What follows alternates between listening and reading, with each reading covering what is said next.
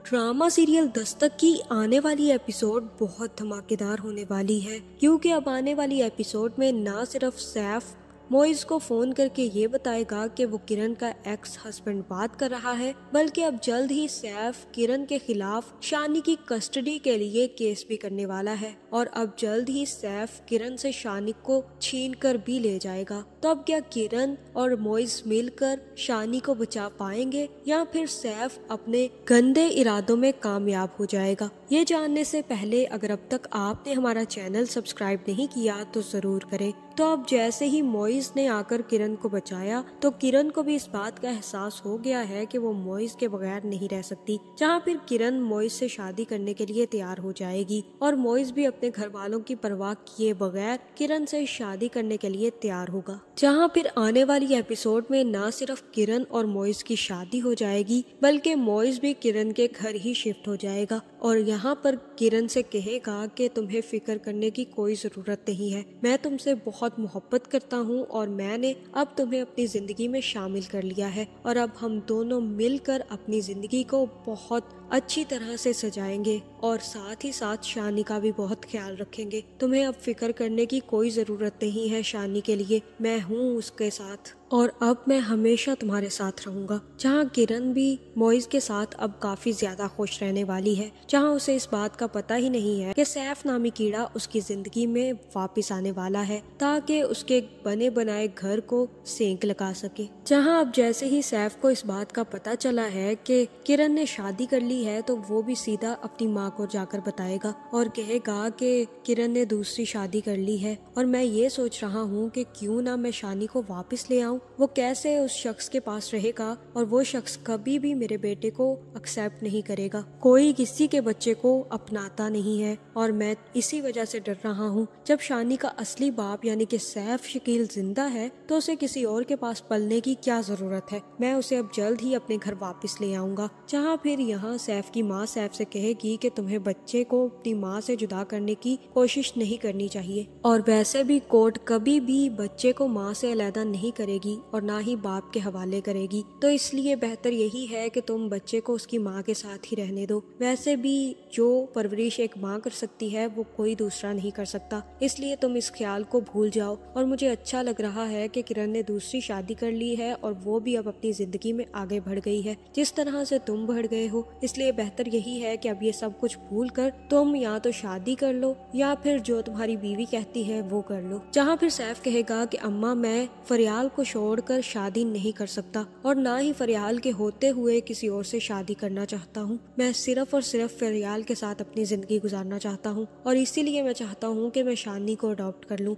आखिर वो तो मेरा बेटा है, मेरा खून है। वैसे भी अब किरण ने उसका क्या करना है, किरण की अपनी शादी हो चुकी है, अब वो अपनी जिंदगी में खुश है, तो इसलिए बेहतर ये नहीं है कि मैं शानी को अपने पास ले आऊं और अपनी जिंदगी भी मुकम्मल कर लूं। मैं फरियाल से बहुत मोहब्बत करता हूं और मैं अब किसी और से शादी नहीं करूंगा, सिर्फ और सिर्फ फरियाल के साथ ही जिंदगी गुजारूंगा। और रही बात बच्चे की, तो मैंने फैसला कर लिया है कि मैं शानी को जल्द से जल्द ले लूंगा। जहाँ यहाँ हो सकता है कि सैफ की माँ सैफ को दोबारा से समझाए कि ये तुम गलत कर रहे हो, जैसे तुमने पहले किरण के साथ और शानी के साथ गलत किया था, फरियाल को अपनाया था, अब तुम फिर से किरण के साथ वही करने जा रहे हो। जहाँ सैफ ये बात नहीं सुनेगा और जैसे ही फरियाल दोबारा से बच्चे को अडॉप्ट करने के लिए कहेगी तो सैफ भी फरियाल से कहने वाला है कि तुम्हें फिक्र करने की जरूरत नहीं है, मैं तुम्हारे किसी भी मंसूबे के खिलाफ नहीं हूँ और मैं ये जानते हुए कि तुम्हें कितना ज्यादा प्यार है बच्चों से, मैं तुमसे ये हक नहीं छीनूंगा।